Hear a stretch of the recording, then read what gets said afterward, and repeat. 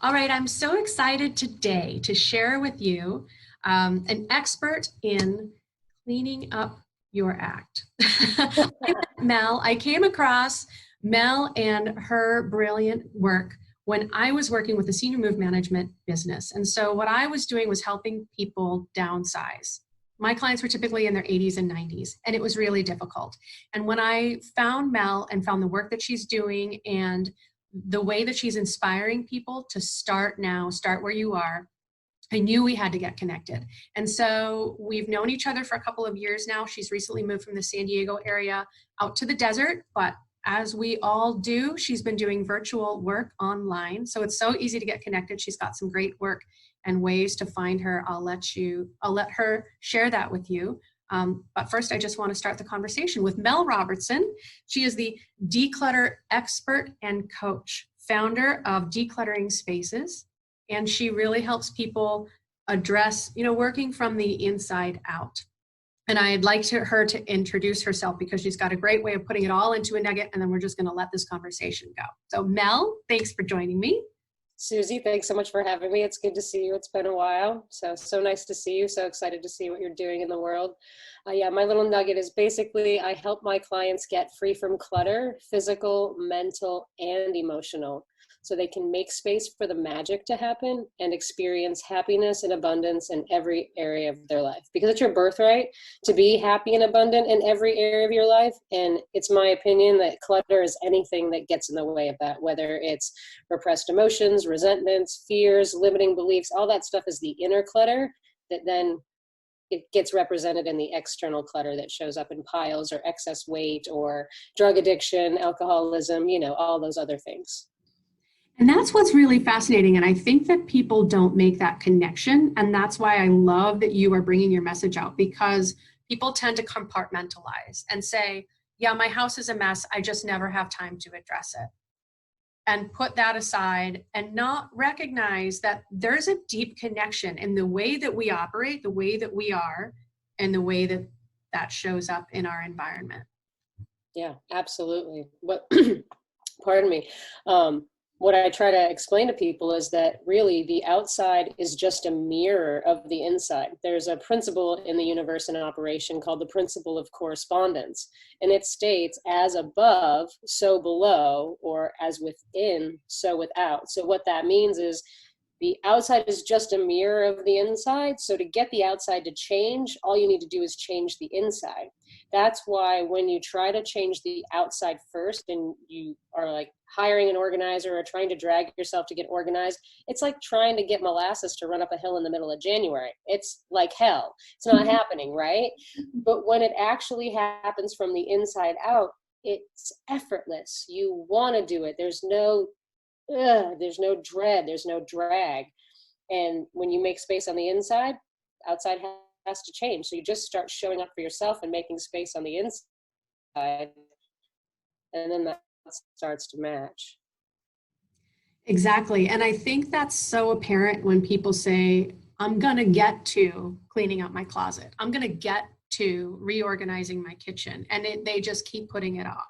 Right. Because they are so focused on should do, and pleasing other people. And there's so much you can do to start working within yourself. And when you really get clear, when you start to cultivate other practices like meditation or things that restore you, then suddenly you're inspired. You can clean out a drawer that you've been avoiding for 3 months. You can clean it in 5 to 7 minutes. Yep, absolutely. And that avoidance that you're talking about, it's like, I'll get to it later. That avoidance of looking at what's going on the outside is just a mirror reflection of our unwillingness to look within ourselves. Like, we need to be willing to stop and show up for ourselves and make the space for us first. And when we can make space for ourselves in the moment, wherever we are, meeting ourselves right where we are, then the magic can happen. Yes, I really think so. And I think people don't recognize what a drain on energy and attention it is to be putting off something that's bothering us, like that visible disorganization. You're just carrying that along with you, adding it to one more thing, right? On the list, the obligations that we're not attending to, the failures, if I'm just going to be really bold about it, like we don't want to feel that way, but we put a lot of stuff on ourselves, and it's just one thing that we can't do. Yeah, absolutely. It's like we just keep attaching these ball and chains to ourselves that we want to keep dragging around, all these pressures that were added on, you know, I'll do this later, I'll get to it later, I'll get to it later. Well, that energy is dragging you over there, and it's pulling from you from the present. So it's sucking the life force right out of you, and you don't realize it. Exactly. And I like to use the analogy when I'm talking in terms of general stress. You know, there's the bucket. That's a really popular analogy, and things pile up. You don't recognize how much you're carrying, how heavy that is, until something happens. You get to put that down, and you're like, wow, I wish I was on vacation all the time. You know, what the heck have I been doing carrying this? Right, exactly. The frog in the boiling pot, right? That old story too. Like, you don't recognize the danger that you're putting yourself in. Strain. You lose resilience with all of this that's occupying space we don't need to give it. Yeah, absolutely. So, so how long have you been doing the work that you're doing now? I am in my 7th year in business. That's awesome. I think that might be about the time. Soon after that, I discovered you had just done a really awesome series called, I think, Happiness is Your Birth. Happiness is your own damn fault. That's it. Happiness is your own damn fault.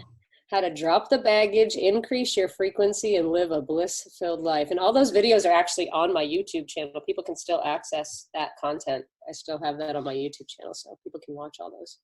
That's terrific. And another example of how we love to look outside for what's going to make us happy, for what's going to make us feel better, for what's going to help us relax. I'll go get a massage. I'll book an hour or two at the spa. And it's our own fault. We have to start within. Is there any way that you, in working with your clients, you help them begin to be aware of what they've got their blinders onto?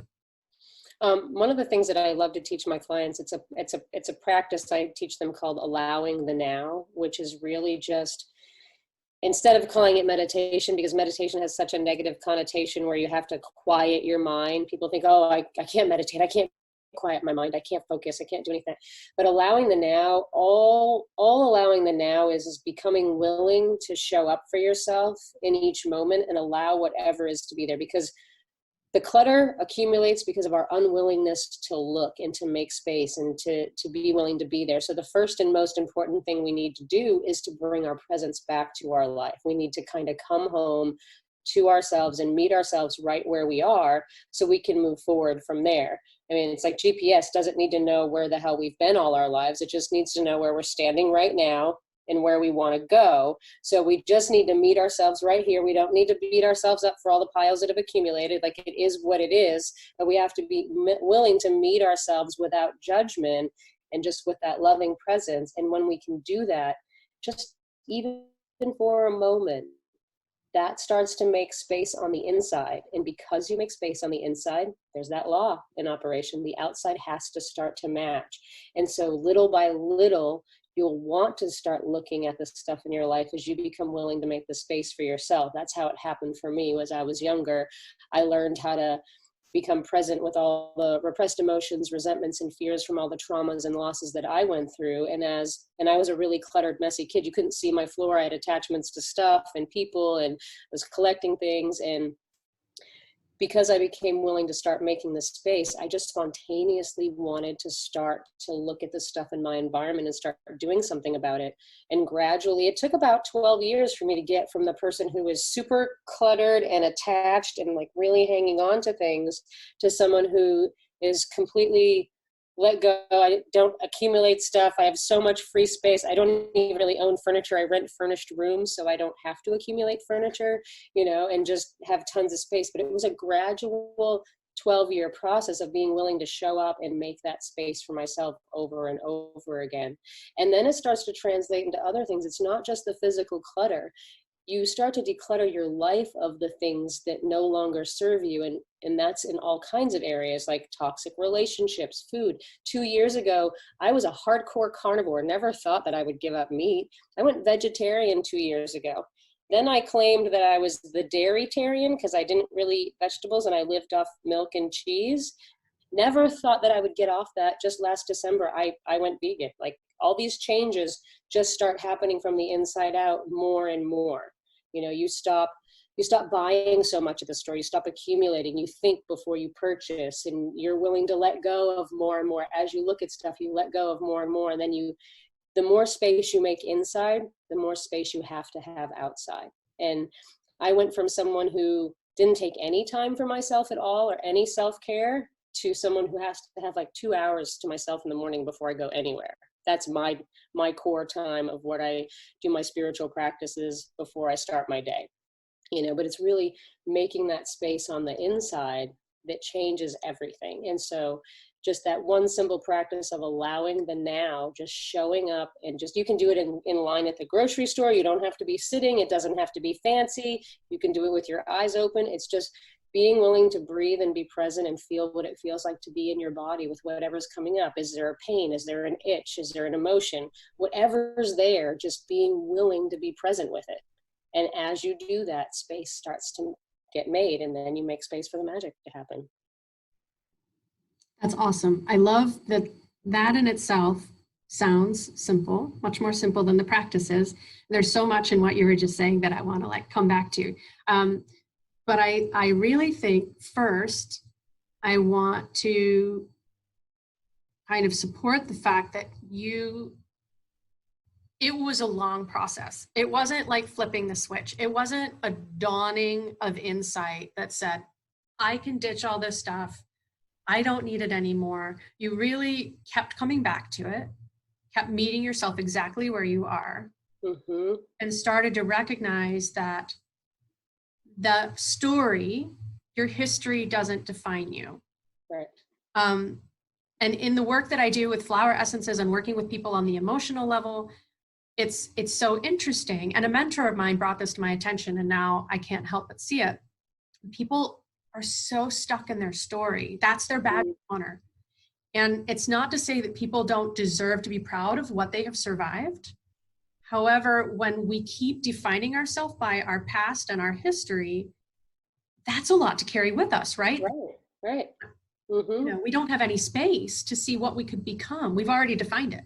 Yeah, absolutely. So what could be out there, we can't even see for the history, you know, and we lose all this beauty of being present in the moment, of being in the now, and being okay with a thought comes to us and we let it go. We think of something in our past or something that was painful, and we recognize it, and we love ourselves and support ourselves in that.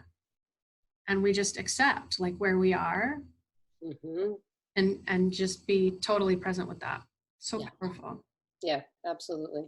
And then, you know, with my clients, I just really hold the loving, non-judgmental support and space. And that's where the transformation really comes, because they feel they can meet themselves. They feel comfortable being themselves and meeting themselves where they are when they're in that container of love and support. Yes. And I think even when it's not said, but when they perceive from other relationships, family, friends, when they feel like they're being judged for where they are, for how things look, for that sort of thing, that's just one more layer we need to break free of, you know, more obligation, one more weight we don't need to be carrying around. Right. We do the work, we make change, we lighten our own load for our own benefit. It's not so somebody else finds it easier to be with us, you know, it's easier to make friends. You know, we are the ones that reap that reward. And when we lighten up and bring in, you know, it's easier to bring in light, to bring in joy when we're not carrying all that around. Right. It's like somebody turned on a light switch and everybody wants to hang out with you. Yeah, absolutely. I mean, when you think of things energetically, like we all have access to the same life force, right? Like the creator of the universe is abundant, and that life force is what animates us, right? And so when I think about things, when I think about, you know, clutter, we have things that we're avoiding. And so there's this resistance, and then we have things that we're attached to. So there's this clinging and this resistance. And when you're doing that, it blocks that flow, right? That flow wants to come through, but if you're pushing against it and you're hanging on to it, you're restricting the flow of abundance from coming to you. So the more space you make, the more abundance can flow to you because you're opening up the channel. It's like you have clogged plumbing. You know what I mean? You got to get the plumber in there and clean out all the plumbing so that the flow can come back. And once you do, I mean, your life starts to get so much more abundant. Like things just start to shift. Money comes in, relationships come in, you know, jobs come in, opportunities come in. Just magic happens. I mean, I was just driving to San Diego today and I had at least 3 ospreys fly over my windshield, like right over my windshield, not just up in the air. Like their timing was perfect. You know what I mean? I'm like, magic every moment when you can be present here and now. Exactly, exactly. The things that we miss when we're so caught up in the past or so concerned about what the future holds is it can be really heartbreaking to think what people are missing by not using this moment that we have right now. Yeah, absolutely. Not this moment like this pause button that's been pressed where we're trying to figure out what to do with ourselves, you know, who we want to be, how we want to move forward from this. You know, do we want to do work right now and change? Do we just want to be so kind to ourselves and take the time that we haven't allowed? And it's interesting right now, I'm hearing about people who have even less time for themselves. Mm-hmm. Which is again, like, I feel like what you're talking about, that resistance and the reaching, you know, I mean, there are influences beyond our control. There are jobs where people are making demands on us and they're expecting more because you don't have that time in the car. However, I really think that when you check in, when you hold that space for yourself and you say, this is what I need, like you discovered in your own practice, this is what I need. I need time for me in the morning. I need to get out and feel the sun to wake me up and feel the earth beneath my feet and get grounded. Then that time starts to be available. Yeah, exactly. When you make the space, the time shows up, you know, and the more time shows up. Yeah, truly. I've done a little bit over the last couple of years. Helps that I've been able to make my schedule flexible in doing massage work, but I feel hectic. I still feel like there aren't enough hours in the day. And I just started expecting there was going to be enough time. Yeah. And then everything took enough time. I was able to get on the road when I needed to get to the appointment that I needed to. It was all in the flow. The more we expect, the more we bring it in. Now, the magic is I need to get to the point where I have extra time in the day and it's not just enough. But doing that experiment really opened my eyes to the fact that we create this feeling of not enough time, not enough money, not enough to go around, not enough, where's mine coming from? Right. Got to jump off that hamster wheel. As we keep telling ourselves that, that's what our focus is. So that's what we keep seeing. Whatever we're focused on is what we're going to perceive. So if we think we don't have enough time, we're just going to keep seeing we don't have enough time. If we think we don't have enough money, we're just going to keep seeing, I don't have enough money. I don't have enough money. I don't have enough money. But then when we can just trust and know that all is well and everything is happening exactly as it's supposed to, then everything just works out. The money shows up, the time shows up. You know, when you begin to make the space, like it just opens up. I mean, I started with 5 minutes. When I took no time for myself, it just started with 5 minutes. And in my situation, I had to take my 5 minutes in the car before work in the situation that I was in because there was no place in my house to do it, you know. And so I started taking 5 minutes for myself outside of work before I would go into work. And within 3 months of practicing that for myself, like this huge shift happened, and my ex-wife was able to move her mom in with us and her anxiety was relieved. And then 3 months later, from continuing that practice, I was able to quit my job. And that's when I received the $50,000 check and took 6 months off to create Decluttering Spaces. So it all came from making the space for myself. All that magic starts to happen, not just the clutter, but in every area of your life, more abundance, more happiness, you know, in every area. And that's our birthright. Doesn't mean you're going to be happy and abundant all the time in every area of your life. It's just that you have the ability to experience it in every area of your life. Exactly. And by waiting around for permission, we're missing the opportunity. We have to take that power back. That's ours to claim. Yes, we have to make the choice. Yes. So, you're doing work personally and you're doing work online with clients. So, I mean, through the magic of internet. You can work with people anywhere. Do you spend a lot of time in conversation? Do you do a lot of like looking around the room and helping people kind of when they get to roadblocks? It really is. Yeah, I mean, I do a lot of both. I mean, because I offer in-home decluttering services in person, but I also serve as a coach. So I do phone sessions with my clients. So it depends on where they're at. A lot of people, when they first come, their problem is, I just want to get my office organized. Or I want to get this organized. They don't think that anything else is going on, and you can't necessarily force them into that either. So as I'm working with them in their house, I'm talking little by little, but they also want a result to happen. They're expecting the office to get organized or that. So it's kind of dropping little pieces and teaching along the way, and watching them come along. Like my very first client, it took 4 years of us just working in her home before she became ready to actually coach with me. And once she started coaching with me, her results were astronomically fast. I mean, someone who couldn't get through a box of paper on her own after just a year of coaching with me says, I don't need you to come to my house anymore. And then just 10 months after coaching with me, I was like, I'm ready to graduate. So 6 years it took, but the first 4 years were just not willing and not ready to do the other piece. But once she became willing to do that piece, then once she started doing that, she had a temporary contract job, and she was always subject to layoff, and she'd been laid off twice in the first 4 years we'd worked together. That job became permanent, and she got a raise and really cool employee benefits after she started coaching with me. So all these things just started to shift after she started making the space, so it really comes from the inside out. I think that's such a powerful illustration too. And people do think I can do it on my own. I can find a resource, I can watch a video, I can read a book. If I need to make myself better, I can work on that on my own. I just need you to take care of this, right? And pigeonhole that. And isn't that amazing? 4 years, she could have saved so much money.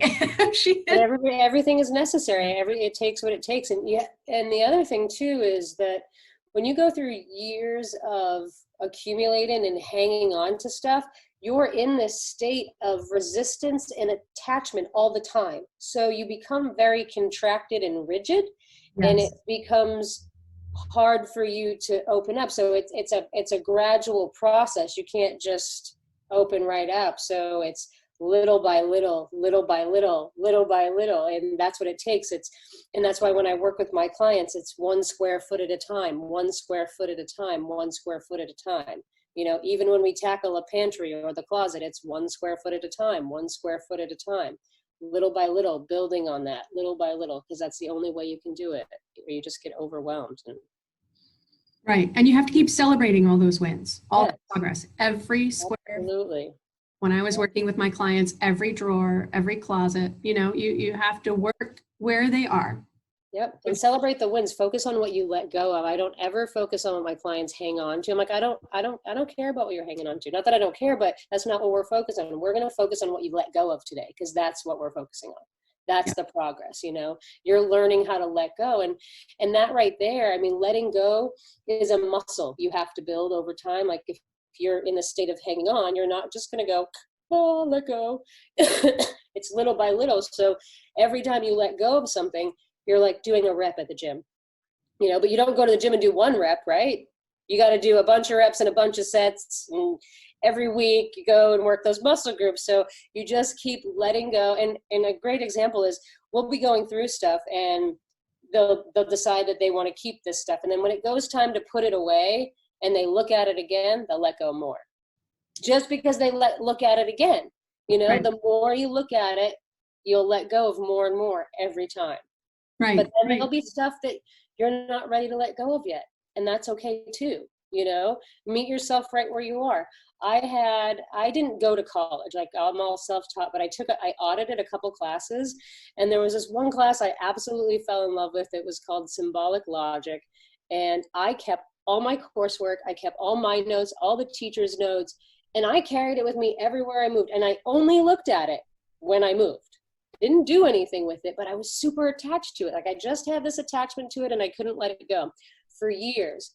Then finally, I let go of all of my writing and just kept the teacher's worksheets. And then finally, I let go of all of it. But it was this years of looking at it over and over again, not being willing to let go of it till I got to a place where I was. And it was just being willing to meet myself there every time and not judge myself for hanging on to it. And I let go of it when I was ready. And you'll let go of stuff when you're ready and not a moment before. Exactly. And I did discover that. And I went to a session where it was a training for first responders to help them be aware of kind of the thought process behind hoarding. Mm-hmm. And it was so the point, and I never got into that TV show Hoarders because I saw close enough in my work. I didn't need to see it on screen, but if you take it away before they're ready, they're just going to go find something else to fill that. Right. Yeah, absolutely. So yeah, it just comes back again to that point. You can't, it's not something that anyone else can tell you you're ready for, tell you you need to get rid of this so that you can X, Y, or Z. Yep. You really have to be in that place. I never tell my clients to get rid of anything. I'll joke with them and be like, I'll be funny about it, but like, no, you don't have to get rid of anything you don't want to. I will never force you to get rid of anything. I'm like, oh, you're really going to keep that one too? Okay. Be playful about it, we have fun. But yeah, absolutely. Right. Absolutely. I have so much fun and laughter with my clients. We're all laughing and having a blast. Yeah, and I think another thing that I took away from that training session was the awareness, and it's so interesting. And again, the TV show really did not illustrate this at all, but so many people who get to that point, to get to that extreme situation of hoarding, come from very intellectual professions. Lawyers, doctors, teachers. It's not a matter of being smart enough to let go. Mm-hmm. It's about just not having that attachment. In many cases, it resulted from an emotional loss that was devastating. Again, pointing to that internal search for control. What I can control is my environment, and not realizing how hard they were making for themselves. Mm-hmm. Because that bucket gets full when they're focused on other things and they don't realize how much they're carrying, how much they're accommodating, trying to navigate the extra stuff, how many extra boxes they move every time they move. I am so guilty of that. I've moved a lot. When I was working in theater, like every 9 months for a couple of years, I was moving. And I still have texts. You're making me think of textbooks from my undergrad, from my, I kept pinching myself and I should hold on to those kitchen design books. Oh, I should hold on to this, manual therapy manual. There's that should word. Yeah, I've got some work to do.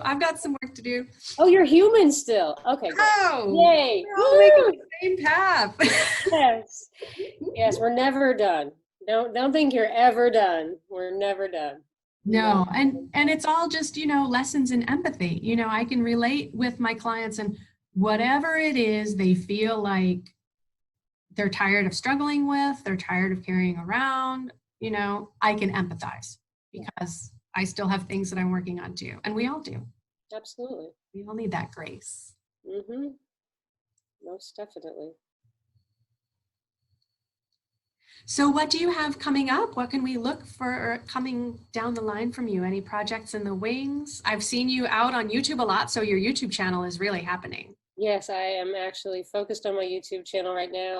While we're in quarantine, I'm putting out just a weekly check-in video, just to check in and share my experience of what I'm experiencing and hopefully that helps others. That's kind of been getting some good reviews. And then in the next couple weeks, I'm going to start doing a video series on my YouTube channel answering people's questions. So if you have your decluttering questions you want answered, I'm going to start taking questions and answering them one a week. So people can email me their questions, and if they want their name read, I'll pick your question, and your name can be the question from Susi Vine, and then answer your question on video on my YouTube channel. But a big project that I'm working on right now that'll be coming out in July is I'm actually putting on another summit. I'm going to be interviewing another 21 experts. It's called Dare to Thrive: How to Let Go, Get Unstuck, Reconnect to Source, and Experience Happiness and Abundance in Every Area of Your life. So I will be interviewing at least 21 experts around that topic, and that will be releasing in July. So be on the lookout for that. I'm doing the research now and who I want to have on my show. So I'm having my banner all made up, and I just had my photo shoot on Friday. So looking forward to see how the banner comes out from my webpage, my opt-in page, and all that stuff. So that's my big project coming up. Nice. Putting the pieces in place. That's really exciting. I love that idea, and I'm excited to see what all comes together from that. I love those summits as an opportunity to discover people you didn't know you were looking for. Yeah. Really found a lot of different people, practitioners, that sort of thing through that venue. So, and it's so much information. It's so much to digest. So that's really cool. And so many of my experts from my past summits, I'm still in touch with, and that was 5 years ago. You know, I'm still in connection with them on Facebook and stuff like that. I'm probably going to have a few of them come back because I love their point of view. So, you know, see where they are 5 years later, you know. Exactly. That's always the fun thing too. And in the conversations that I'm having, discovering where people started out, the jobs that they had before, you know, their passion has brought them to where they are and what they're doing is so fascinating. And I think it really informs the work, right? I mean, it all, obviously, we are a result of our entire history, our entire story. Whether or not we choose to let that story define us, you know, it informs what we do and how we relate to people. So it's always exciting to see the journey. Yeah, absolutely. Did any pivots in the last 5 years? I know I have. Yeah, it's been 5 years. A lot has happened. Right? Truly. So it's great to check back in. Yeah, awesome. absolutely. Is there anything else that comes to mind that you would share with folks who are just feeling the stress right now? I mean, what I can't stress enough, and I tell my clients this all the time, like, I give you the secret in the first appointment. Like, if you just make the space for yourself and make the time for yourself, your life will change drastically. Another example is I was working with someone who was, her schedule was so full of doing things for others that she had no time for herself. And she was working at a job that she was completely miserable at. And she was only 27 years old, and she was already headed for a burnout. And she took a 30-day challenge to take 5 minutes a day for herself and start making time for herself. And right after the 30 days ended, her relationship that she thought was actually going to be the one she was going to marry, that came to an end. But the very next day, she got a job offer for an 80% salary increase. And she was able to take the month off before starting the job. So she booked a 3-week trip to Europe.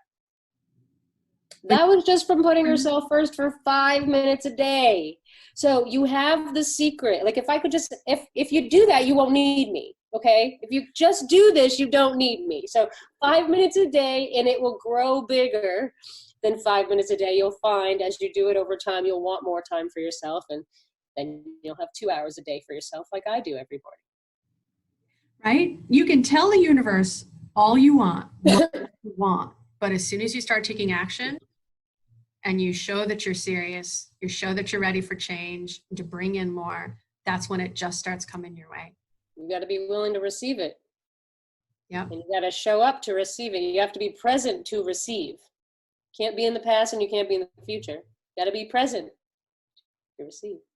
Yes. And you got to have both hands open, right? You can't be pushing away and you can't be hanging on. You need to have your hands open, right? Here I am, I receive. Exactly. The power of now. Yes. Yes, yes, yes. That's it. Right. I mean, that's the key. You have to be willing to show up for yourself and make the space. It's allowing the now. It's that simple. I'm going to add 5 minutes to my daily routine. Good. Good, good, good. Awesome. Thank you, Mel. I'm so glad you came and shared all of these fabulous nuggets of wisdom. I hope that there's a lot that people can take away. Even if you start with one, there's a recording. You can always come back and check in on it. Take away next time. So perfect. Yay. Thank you so much. I'm going to share all the links in the description so everybody can stay in touch. Check out Mel's Summit. Check out her YouTube channel. Get your question online addressed. Free coaching. Come on, kids. Yes, yes, Start yes. And if now. you go to my website and put your name and email address in, you'll get the blueprint that I have on there, 7 steps to manage, overwhelm, and organize any space. But that will put you on my email list. So then you will be notified when my summit actually comes out, and you'll get the notification to be able to opt in and join that summit. And you'll get notified as new videos come out and stuff like that, because I always share my videos with my list. Awesome. Perfect. So much for folks to take away. Thank you for sharing, and thank you for the work that you do. Thanks for having me. I know how necessary it is, and I need it myself. So I appreciate you. I appreciate you. You're awesome.